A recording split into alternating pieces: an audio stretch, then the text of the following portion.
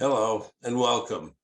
My name is Douglas Comer, and I'm president of the United States National Committee of the International Council on Monuments and Sites.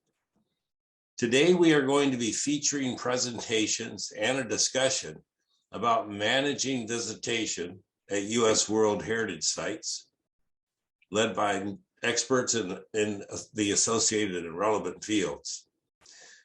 Now, behind me, you see Central Park in New York.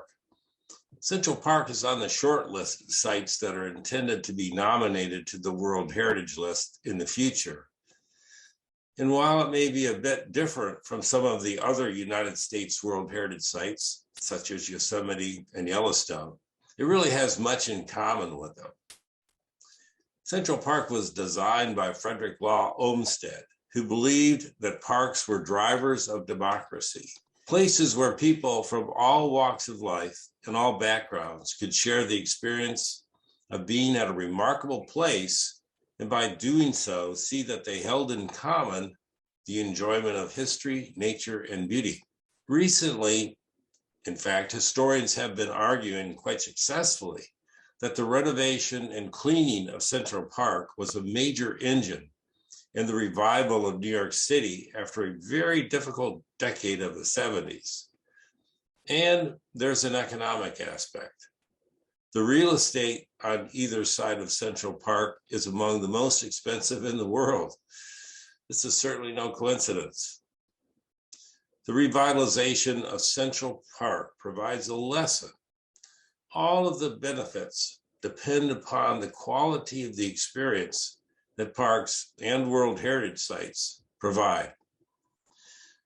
Our moderator today will be Jonathan Tourtellot, who's CEO of the Destination Stewardship Center. He's one of the world's leading advocates for sustainable tourism.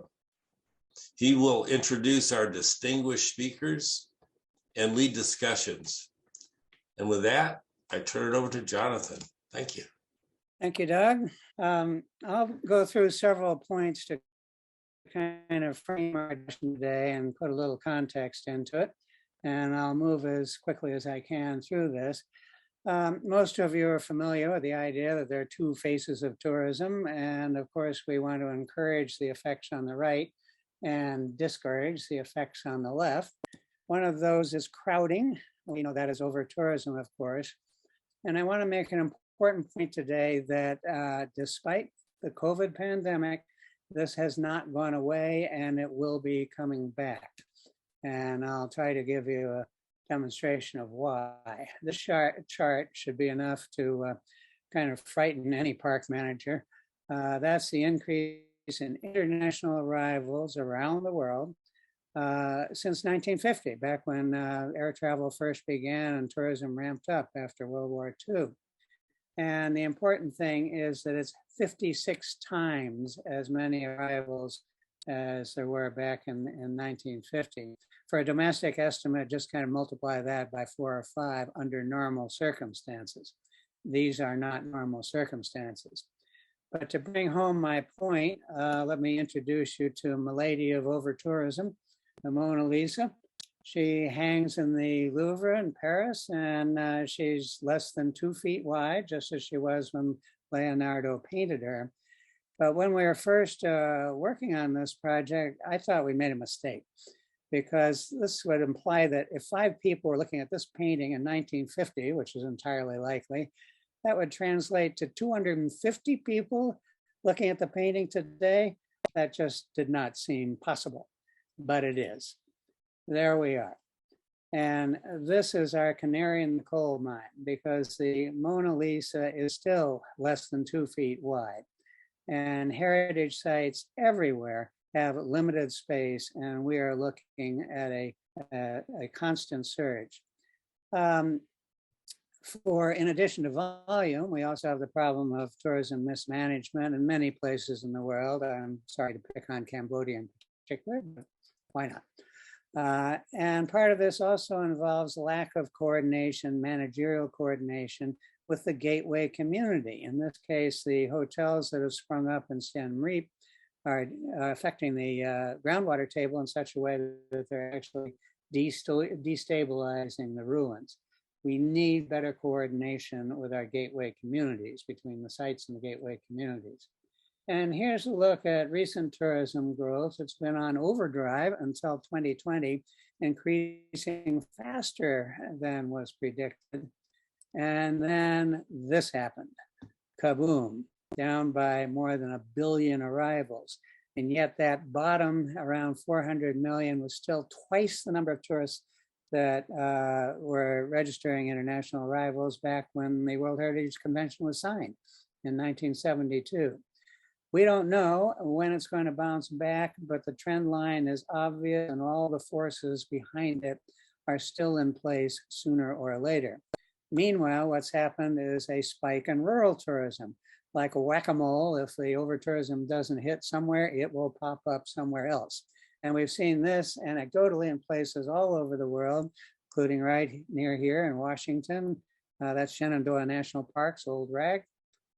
And in rural areas, and for that matter, built heritage as well, we know that once you have a few tourists, it's good to disperse them. But as soon as you get more and more, then as numbers increase, you want to concentrate visitors to avoid damage. That makes sometimes for a less pleasant travel experience, but that's kind of what we're looking at.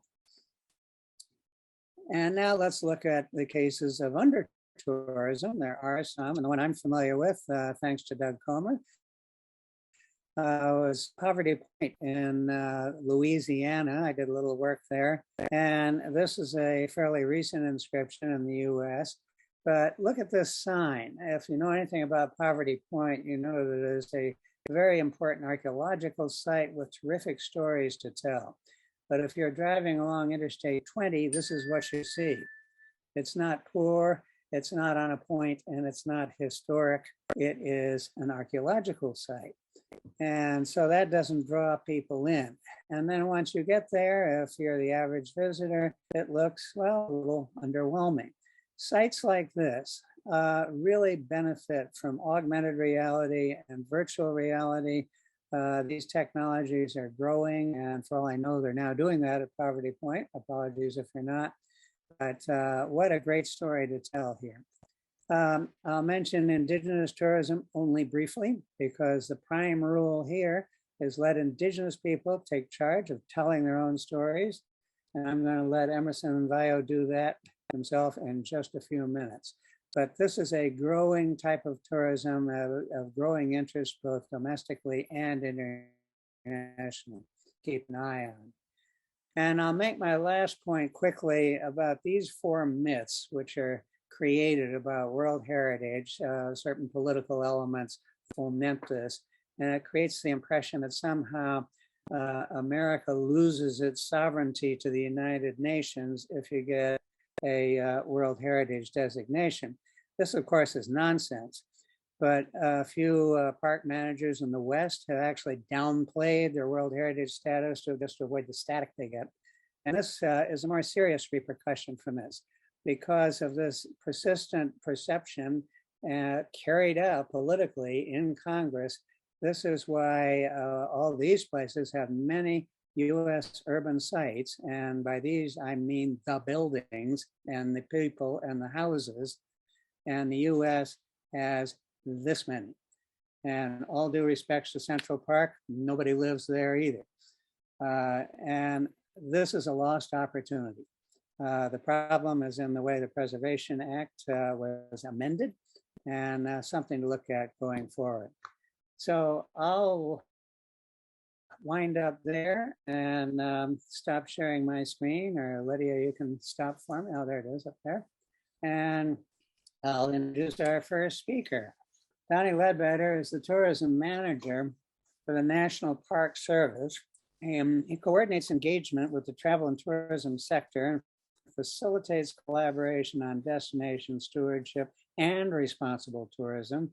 He coordinates representation of the National Park Service at tourism industry forums and trade shows, and collaborates internally throughout the agency on tourism-related planning and management. That's a huge job, Donnie. Tell us how big your staff is. Well, thanks, Jonathan. I'm an office of one person in Washington, D.C., but that's a topic for a much longer discussion at another time. So thanks for that intro, though, and really appreciate the opportunity to be part of this discussion today. Thanks for everyone out there who's tuning in. So yeah, the National Park Service is a big part of this discussion. For obvious reasons, because 18 of 24 World Heritage Sites in the United States are part of the National Park System, either in total or in part. We have some of those shared World Heritage Sites where we're in collaboration with protected areas in Canada there. So this audience probably knows the first two US sites listed on the World Heritage List the year before I was born, in 1978, were national parks, Yellowstone and Mesa Verde. And the periodic reporting that's required to the World Heritage Committee is coordinated by my great colleagues in the Park Service's Office of International Affairs. So the agency obviously plays a very large role in the management of US World Heritage Sites and of course the management of visitation to them. So the first big category of information I want to touch on and talk about is indeed the variety of visitor management approaches that are used at Park Service sites / World Heritage Sites across the system. So first big category I want to touch on and unpack a little bit is controlled access. So I'm mostly thinking here on this slide about controlled access to specific areas in a park / World Heritage Site or specific activities and experiences. And this is a widely deployed kind of strategic bucket, lots of permutations of this across the park system and World Heritage Sites. So on this slide, for example, a couple illustrations to talk about. Independence Hall is a great example of an interior space, obviously an incredibly historic site for the United States where the Constitution and Declaration of Independence were signed. We absolutely prioritize the preservation and integrity of that historic space, limited capacity inside that structure. So we have a ticketed system. You can only access via ticketed tours. March through December, you can make that reservation ahead of time. January, February, there's a little less demand. You can show up and join a scheduled tour inside the space. But very common to use this kind of tactic or strategy for managing access to that interior space. And by the ticketed tour reservation approach, we avoid queuing outside, which I think is a great convenience for visitors. Similarly, Mesa Verde, absolutely priceless indigenous dwellings that are protected in the heart of that park. Again, access only via ticketed, ranger-led or facilitated tour. There at Mesa Verde, we actually have two types of experiences where one, you're allowed to kind of move through a cliff dwellings area at your own pace, but there's staff along the way that answer questions, that show the way, that keep an eye on behavior, of course. And then there are ranger-led tours that are very specifically leading a group through an area of the cliff dwellings there. So again, very managed access there in Mesa Verde. Another example is the backcountry of Yellowstone. So backcountry management, takes a lot of different forms, informed by science and ecology, of course. We're identifying the desired conditions and our ecological management goals, managing the backcountry with that prioritized, of course. In Yellowstone, if you want to go day hiking in the backcountry, you don't need a permit. But if you want to camp overnight in the backcountry, you do need a permit. And there are 293 designated backcountry campsites. You don't always have to designate specific sites in a backcountry. You can say, limit the number of parties in a square on a grid. That's an approach used, in other places. Here, specifically designated campsites in the backcountry, because again, kind of deliberately chosen through a scientifically informed process with the ecosystem management goals in mind, specifically laying out where those campsites are, and with the visitor experience in mind too, as well. We're keeping in mind group size, party size. Some are group sites, some are, individual or small party sites and whatnot. So a great example there across a large landscape. And then finally, controlled access to caves, Mammoth Caves, Carlsbad Caverns. Again, access only via ticketed guided tours. Visitor safety, of course, is a big component of that, a big reason for that, but also the preservation of those very unique, ecosystems and enclosed spaces.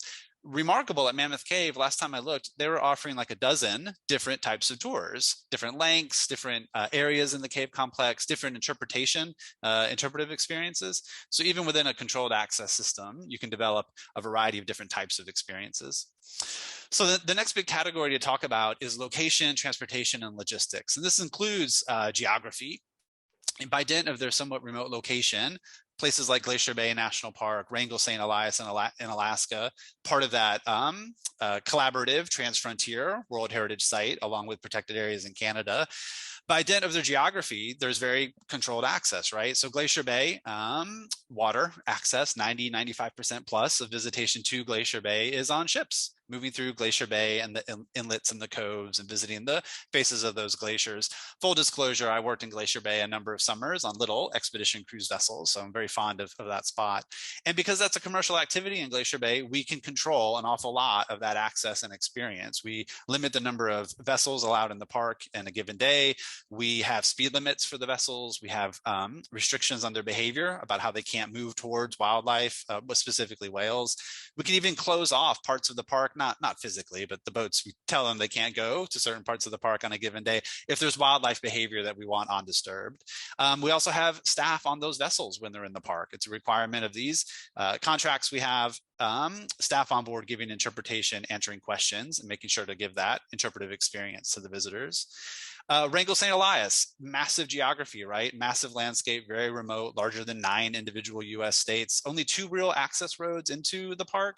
There is access via small planes as well, another commercial activity that's highly regulated through permit requirements. So again, geography, the infrastructure that is or isn't there, commercial activities that are regulated, we're managing visitor access.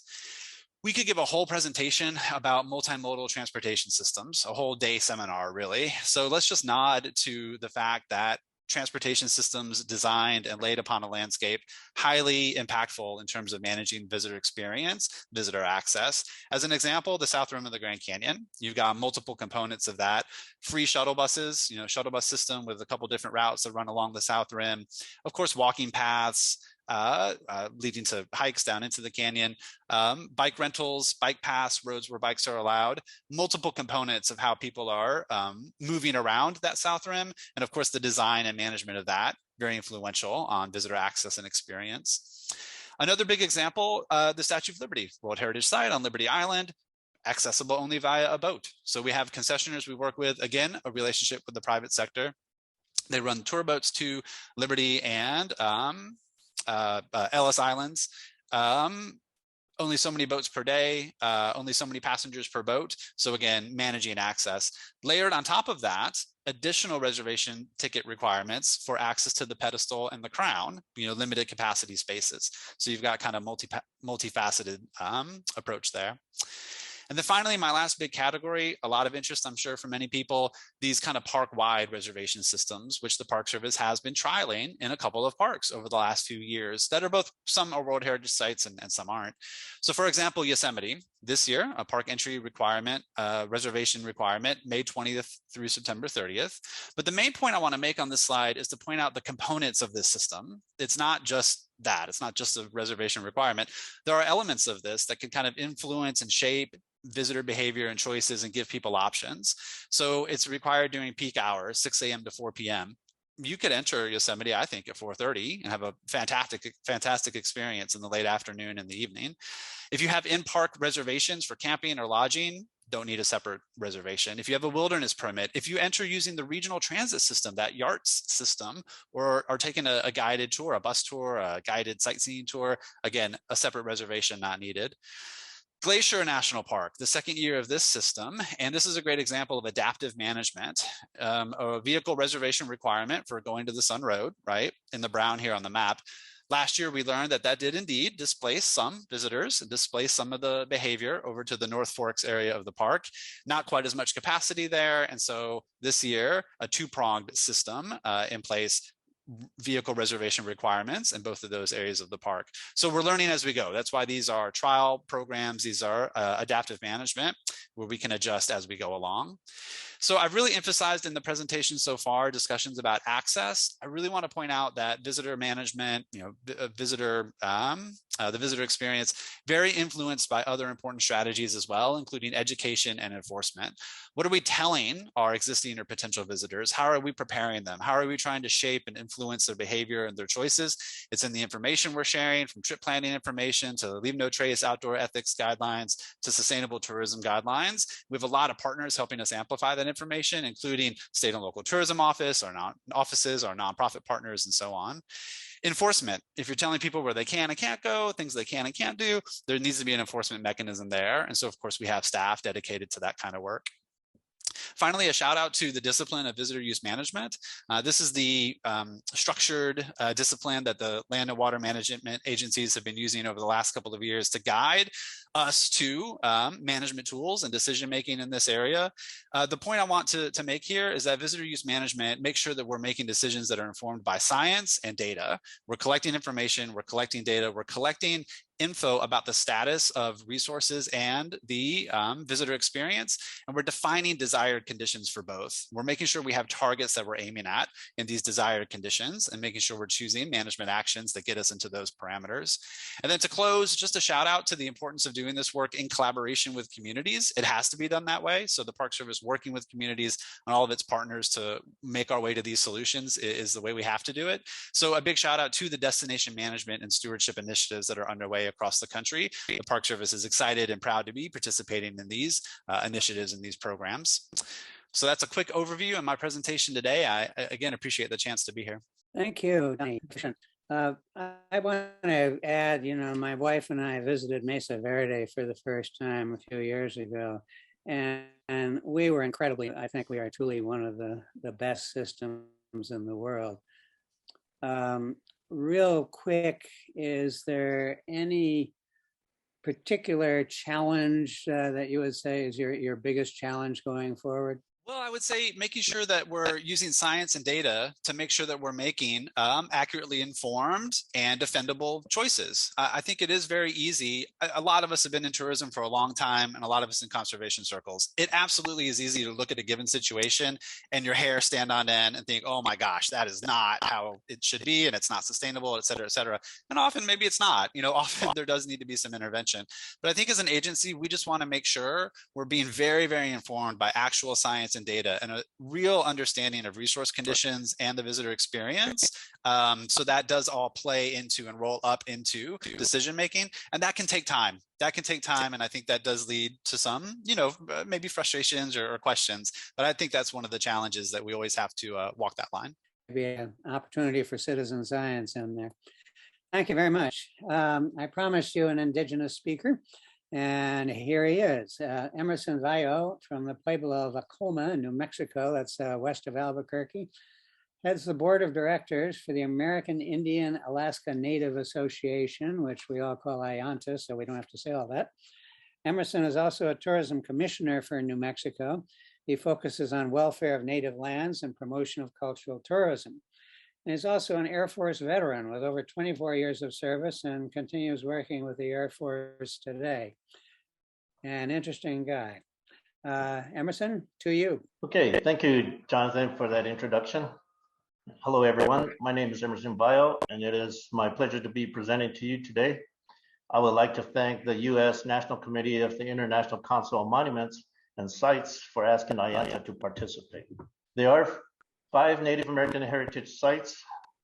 They are Pueblo of Taos in New Mexico, Chaco Canyon in New Mexico, Mesa Verde in southwest Colorado, Cahokia Mounds in Illinois, and Probity Point in Louisiana. The Pueblo of Taos was designated a World Heritage Site in 1992. Designation as a World Heritage Site, of course, brings international and domestic attention to the site. It brings tourism to the site as a must-see. Once a site has been recognized, then it is all about tourism. It becomes more attractive to an international and domestic traveler, and with them comes economic benefits to not only the host country and local area, but mainly to the Pueblo. It can provide funds for restoration, preservation, and training. It creates jobs for tribal members and helps their tribal artisans and craftspersons to make a living. Benefits to Taos helps their people to make a living, the artisans and the craftspersons as well. And some of the potential threats to the authenticity and integrity of the site include people. People coming from all across the globe, each wanting to take a piece of Taos home. For example, taking up artifacts, digging for antiquities, venturing off the designated paths, visitors being persistent in asking questions of sensitive areas or ceremonies are ways visitors can harm the integrity of a cultural heritage site. In addition, the growth of the nearby municipality of Taos, which places pressure on the Pueblo to modernize. Economic conditions that cause tourism impacts and environmental stresses such as rain, snow, forest fires, droughts, and flood. Anyway, Chaco Canyon was designated as a World Heritage Site in 1987, and visitation to Chaco in 1942 was only at 552. That was in 1997. 10 years after the designation of a World Heritage Site, it jumped up to 113,000. And with the pandemic, pre-COVID, it dropped to 57,000. Chaco Canyon is the largest archaeological preserve in the United States. Chaco enhances the education of the public on indigenous people. We are not all the same, similar maybe, but not the same. Example, Plains versus Puebloans. As you can tell by the structures that we all don't leave from teepees. Potential threats to the authenticity and integrity of Chaco Canyon come from gas and oil companies.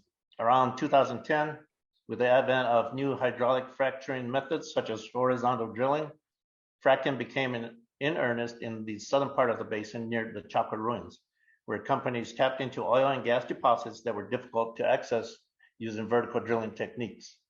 Between 2014 and 2019 alone, the BLM approved more than 350 drilling permits in the greater Chaco region. And with this, roads were being bulldozed in a very sacred place. The issuing of more than 100 permits amassed 40 parcels covering 45,000 acres of public land. So that's a big threat. As you know, for indigenous peoples, land, water, and air are culturally and spiritually important. Mesa Verde. Mesa Verde was designated as a World Heritage Site in 1978. Visitation to Mesa Verde in 1908 was at 80. In 1988, 10 years after the designation, it rose to 772,000. In pre-COVID, it dropped to 556,000. Mesa Verde is an important prehistoric archaeological site and certainly the largest. With the increase in tourism, it brings the following hazards. People coming from all over the globe, collecting souvenirs and damaging the integrity of the site. They wander off marked paths, searching for artifacts above and below ground. Additional threats to the area is rain, snow, and fires, droughts, and floods. Over the last 14 years, 5 large wildfires have burned in Mesa Verde. Fires are conducive to the spread of some invasive species, in particular the spread of the musk thistle and cheatgrass, both of which colonize quickly at the end of a natural brush fire. It is believed that these invasive species stem from the growth of the indigenous species, dominating access to nutrients and groundwater. Mussel thistle is native to Europe and somehow made it to Mesa Verde in the 1970s, proving once again that even in the modern era, the need to be vigilant against alien plants and animals continues.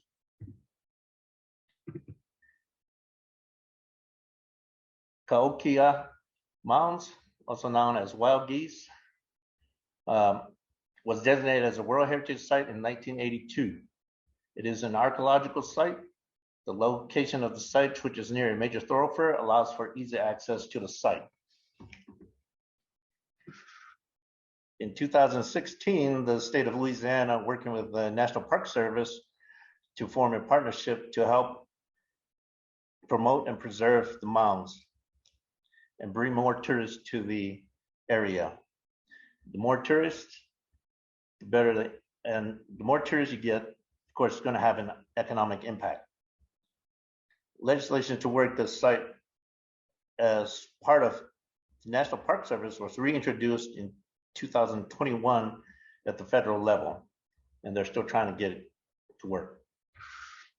Okay, potential threats to the site is erosion from flooding, development and expansion of the nearby town, and damage to subsurface archaeological features from deep-rooted plant species. And of course, people are out there finding artifacts and unfortunately selling them for profit.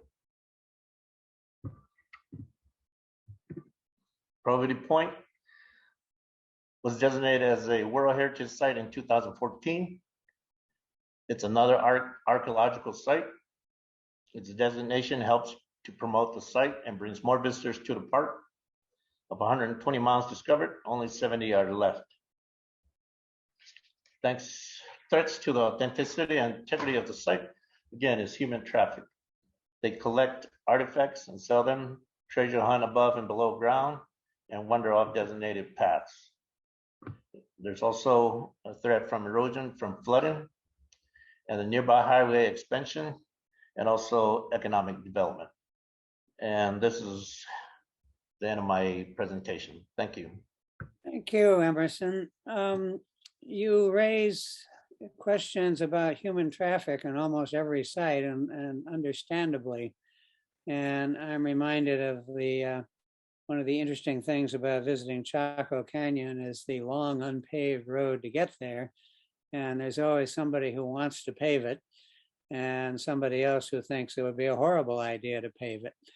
But all of these things have in common either unrestricted access or inadequately restricted access or inadequately policed sites. Do you have any examples of ways to control destructive visitation, particularly searching for artifacts and whatnot, that actually work? Good point. Yes, I think more consultation with tribes that are in the surrounding areas of the parks would really help in kind of mitigating that issue.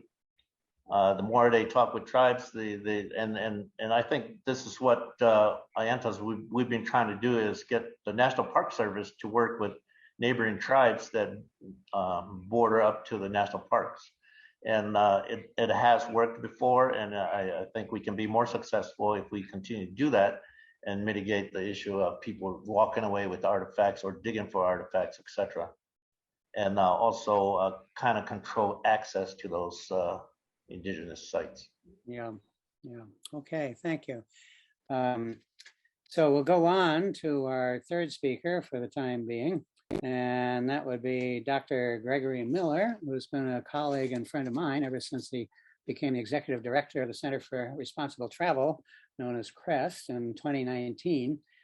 Greg is a trained environmental scientist who believes in protecting our natural and cultural resources. In too many roles to list now, he's provided expertise and leadership on land and marine-based projects focused on biodiversity conservation, climate change, corporate social responsibility, and ecotourism. And Greg has also worked for several years as a naturalist guide in the Galapagos, the Andes, and the Amazon. So he's been on the front lines of tourism. So Greg, have at it. Very good. Thank you, Jonathan. I appreciate it. I really appreciate the invitation and opportunity to speak. The Center for Responsible Travel, as Jonathan mentioned, we're an international nonprofit based here in DC that we're really focusing on developing sustainable solutions to conservation and tourism challenges. What I want to touch upon briefly in my few minutes here today and complement my colleagues' comments is four things. One is that from our perspective, and I believe from all of the practitioners on this webinar today, it's imperative that we take a holistic approach to sustainability. And my mantra is always that sustainability has to consider the natural, cultural, and spiritual elements of place. So that's one kind of anchor or value that we have. Second is, on my remarks, I'm going to talk about the importance of destination stewardship. And this is really key. Jonathan already touched on this, so I will be building on that a bit. And the third element is, and this is something both Jonathan and I and colleagues both at Center for Responsible Travel, as well as the Future of Tourism Coalition, which is the other little logo right up here, which Jonathan and I are two of the co-founders of that. Local communities must be at the center of a sustainable tourism or outdoor recreation future. And then finally, I'm going to overlay, I think, a bit some opportunities to utilize the 30 by 30 challenge, protecting 30% of lands and waters by 2030, to help strengthen and build the World Heritage Site portfolio in the US. So let me just jump quickly here. First thing is, We believe, as I mentioned, that it is essential that we put the destination and local communities at the center of our focus for a sustainable tourism future, looking at both the functional and stable systems that are both political, economic, and natural and cultural, with resilience and metrics that matter clearly. But both tourism and outdoor recreation we consider to be fundamental inputs to sustainability in any destination, not necessarily outcomes per se. So if you look at the people, places, and prosperity elements of destinations of any World Heritage Site, we must integrate the wishes and needs of local communities and inform and enlighten the public sector, private sector, and NGOs. This kind of integrated, more holistic, almost what some of us call radical collaboration is really key for us. Now, the 30 by 30 challenge is something very interesting. And sadly, in the picture down in the lower left, we just lost one of the icons of conservation just at the end of the year, Dr. E.O. Wilson, who is one of my heroes. But it's very essential looking at this, saving 30% of lands and waters by 2030, to be looking at how Dr. Wilson discussed and presented this, is that this is one of the most communal endeavors with a clear, definable goal that humanity is faced with, and that we need to get the kind of cooperation and ethical harmony and planning in order to make it work. This is exciting to see. The United Nations has urged countries, and the US has signed on, and I'll talk about in just a minute, to commit to conserving 30% of land and water, which would almost double the surface area currently under some form of protection, including World Heritage Sites. This plan additionally calls on the world, obviously including the US portfolio, to strengthen conservation on all remaining areas. And I want to emphasize this both for biodiversity conservation as well as the concomitant cultural and historical elements that you'd find in place. So let's dig a little deeper in this. Donnie set a nice context of the portfolio. Jonathan, thank you for that. And then Emerson from his perspective, and we'll get him, I hope, back in a few minutes to join us. But I want to look at the following. We're talking about protecting and restoring 30% of lands, waters, and oceans. This is without question a unique opportunity to support community-led conservation efforts. And the current administration, the Biden administration, has made a US governmental commitment, and this is by the presidential declaration, to protecting biodiversity, slowing extinction rates, and helping leverage natural climate solutions by conserving 30% of America's lands and waters. Currently, in the United States and its territories, we have 12% of land, and it includes many World Heritage Sites, as we talked about, and 26% of the waters are protected. But there's a heck of a lot of land and water for biodiversity as well as cultural heritage protection that is not protection. And what's striking in the United States, especially from a biodiversity or nature protection element, is that 80% of the highest biodiversity hotspots in the United States, which is itself a global biodiversity hotspot, are not currently protected.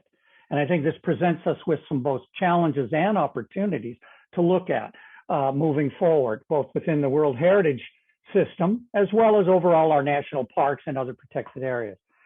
Just quickly, there was a very recent study, and I think I direct everyone to go to the Waldron et al. Study that came out in 2021, looking at the costs and benefits of extending the world's land and water-based protected areas to 30%, and found that this is really, I think, so important for all of us as practitioners. That 30%, they found that the economic and financial benefits of this kind of significant extension of protected areas outweighs the cost by a factor of at least 5 to 1.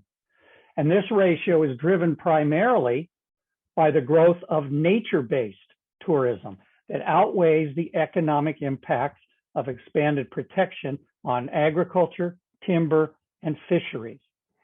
And in fact, from this really comprehensive study, and we're really excited about the comparisons here, that recovery from the pandemic, the nature sector, particularly of tourism, is projected to grow by 4 to 6% per year economically, supporting communities, compared to less than the 1% growth for agriculture, timber, or fisheries, obviously much more extraction-based economies.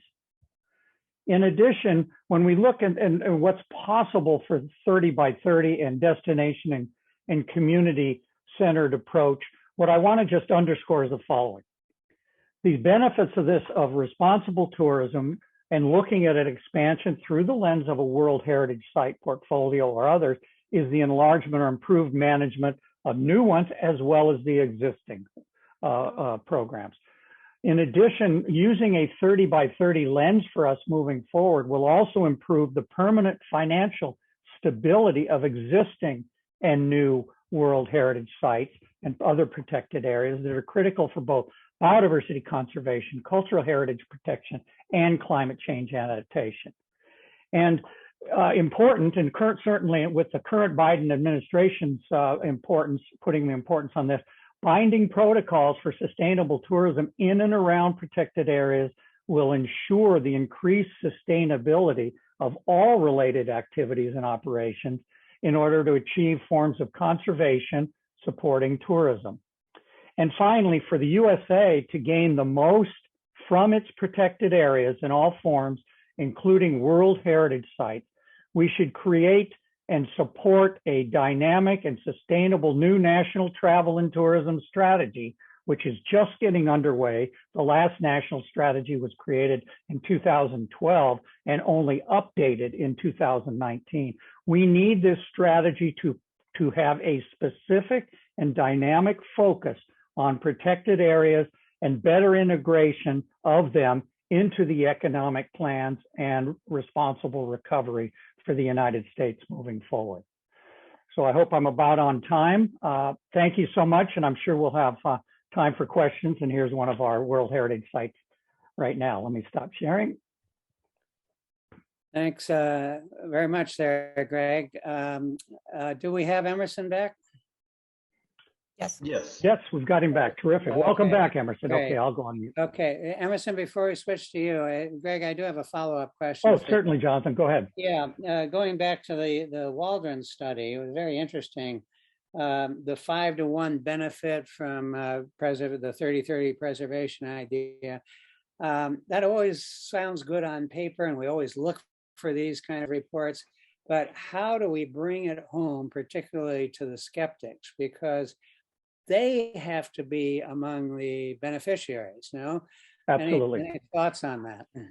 Yeah, and I would encourage all the participants and all of us on the panel to continue to monitor and utilize the information that's being developed, coming out from various agencies, including Department of Commerce, on tourism and recreation. But one area in particular that I think one group that's really demonstrating a heavy lift and a good synthesis of recreation data is the Outdoor Industry Association specifically, and their annual outdoor recreation data.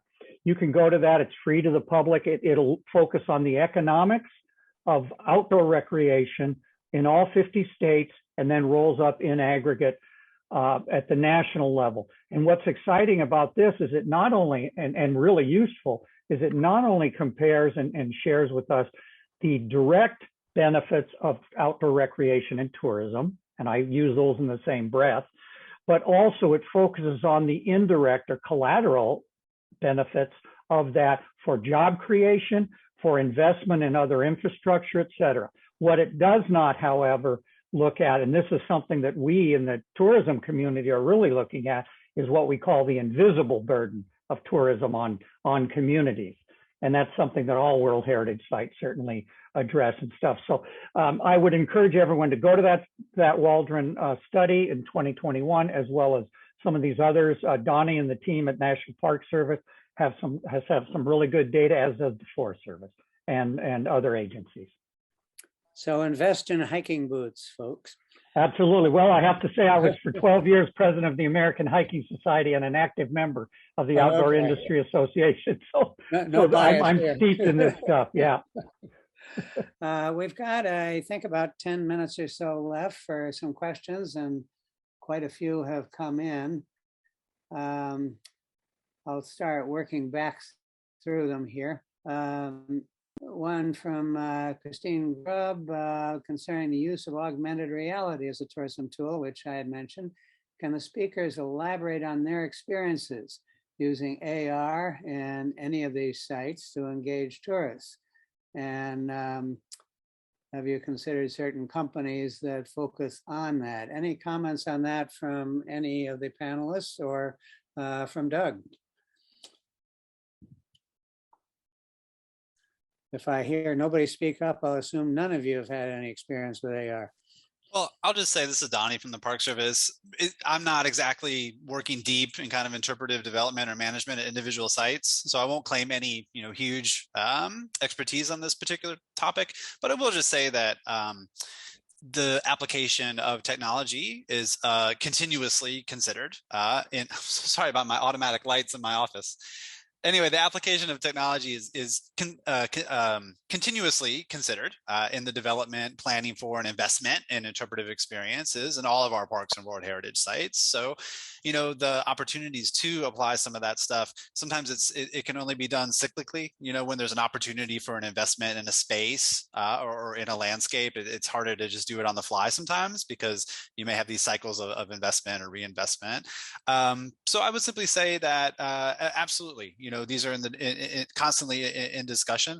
I think we're always looking for the balance between, the tangible, the digital, the virtual. It's all in the mix, as we move forward in the 21st century.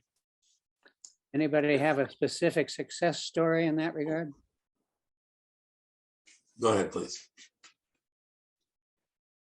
No. I would just say this. I mean, I've been interested in this for a very, very long time. I think, there's some sites in Japan where this has worked out very well for the Jamon sites and so forth. But I don't think it's a panacea. I think it has to be a mix. And I still think that the most effective interpretation is one person speaking to another. And I think of that, if it's a person who's associated with that site, I'm just a Native American. I mean, there's nothing that beats that. There's nothing that beats that human connection with the site and human connection with other humans. It brings it all together. And all these other technologies can complement all that. But it's not a panacea, but, it could get better, and it works better in some places than others. Okay, thanks. Got one for Emerson here. Obviously, Taos can control entry to their pueblo and can tell their own story their way. But for others, like Chaco or Mesa Verde or others that may become World Heritage Sites someday, how can the tribes or AIANTA better manage the education messages that visitors get at these parks? And I might add, before they get to these parks. You're muted, Emerson. Yes. AIANTA, we and that's one of our major objectives is to educate the visitor from foreign lands and also our domestic visitors, and to try to get them to understand what they're going to be walking into.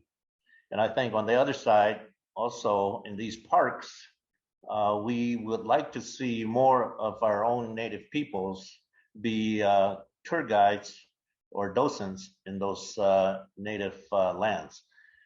We started, when I was a director at ACOMA, I started to try to get a good collaborative working relationship with Mesa Verde and also Chaco Canyon to get some of my guides up there to do some cross training and bring some of their guides on to ACOMA and see how we do. So there will be some sort of an exchange. But the more of our own native peoples, if they can get in these positions, we can be the first voice to tell our history. Good, thank you. I've got one here for Greg. For inbound international tourists coming to the US, and I note that inbound international tourists are much more aware of the World Heritage brand than many Americans. Exactly, yeah. They're aware of the national park brand. Would it be useful to have specific interpretive exhibits or live interpretation that puts the park into the context of the outstanding universal value, which is the criterion for World Heritage Sites? And I might add to that maybe some other background on just what the World Heritage designation means. Yeah, absolutely. Well, it's interesting, and I think Destry Jarvis provided that question. Thank you, Destry, for that. You know, we're talking about international tourists, and there's been a virtual dearth of international tourists over the last couple of years for all the wrong reasons, unfortunately. Many of our international tourists are coming and expending tremendous amounts of money to come because of the iconic and world-class parks, cultural, natural resources that we have. I think that the question's a really interesting one because without question, we need to provide a more rich and diverse kind of interpretation for international visitors.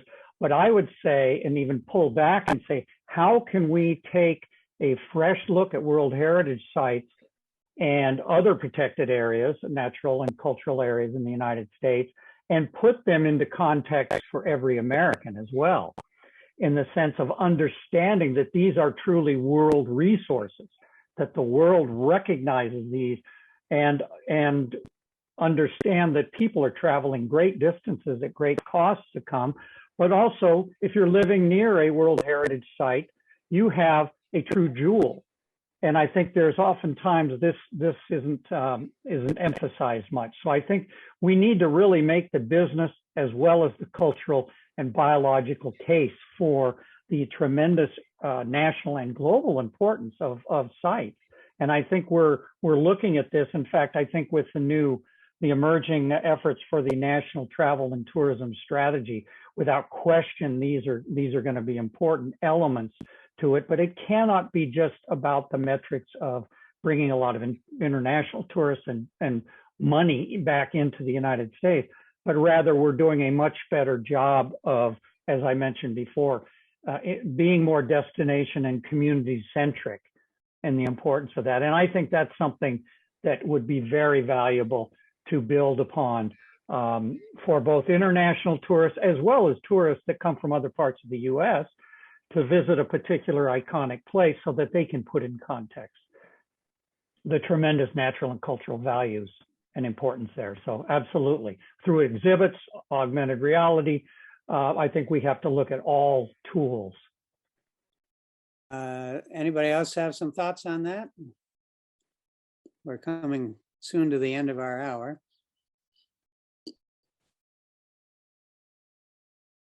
I'd add again some more education for Americans on what World Heritage destinations mean. But otherwise, I'll thank you all for your questions and for your contributions. It's been a fascinating discussion. And Doug, would you like to wrap it up for us? I'll do this very quickly. This has absolutely been fascinating. I mean, it's just, it's been a great pleasure to me to listen to all of this and a great education. So thank you all. Thank you, Jonathan, for being a moderator. Thank you to our presenters, Gregory Miller, Donald Ledbetter, and Emerson Vallo. And I just have to mention this. On April 9, we will hold a virtual celebration of World Heritage. We're going to be celebrating the 50th anniversary of the ratification of the World Heritage Convention. And there are going to be short welcoming videos prepared by 7 of the sites on the U.S. tentative list, including Central Park, as well as these great civil rights sites, Hopewell Ceremonial Earthworks, Petrified Forest, White Sands, where they just found those incredible footprints, Statue of Liberty, Ellis Island, and the early Chicago skyscrapers. I've seen the videos, and they're really beautifully made. And very informative, just the right length. And we'll intersperse that with some discussions. We will also have comments on this important occasion, the 50th anniversary, from Irina Bokova, who's the former Director General of UNESCO. So please Google US Ecomos, visit our site. Please register to attend. You'll see we have lots of options for that. While you are there at the site, I invite you to become a member as we pursue the development. And this is a huge focal point of our interest right now, the development of a new inclusive heritage that will promote social environmental justice, act in support of rejoining UNESCO, and support the attainment of the 2030 Sustainable Development Goals. And all this is tied up in visitation and tourism. So thank you so much for watching and of course presenting. Until we meet again, please stay well and please do stay in touch. I would hate to see this conversation end. I'd like to see it go on and on. Thank you so much. Take care, everybody. Thank you. Great to see everybody.